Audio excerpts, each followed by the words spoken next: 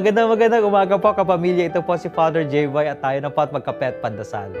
Nagtataka ka ba kung bakit ang isang karanasan na personal, maging pampamilya o pangkalahatan ay may iba't ibang epekto sa sarit-saring tao?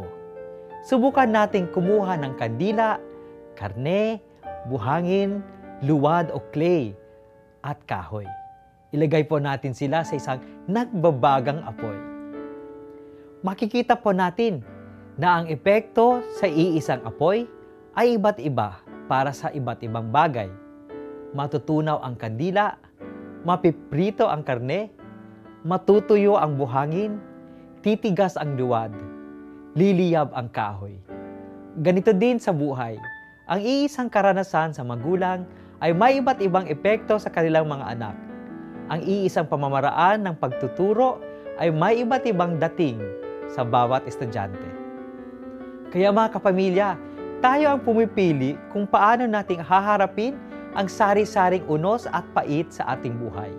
Maaaring humina ang ating loob o tulad ng karamihan, maging lalong matibay at matatag sa gitna ng kanilang mga problema. O maaaring mawala ng pag-asa o sa kabilang banda, lalo tayong nagiging madiskarte sa gitna ng trahedya.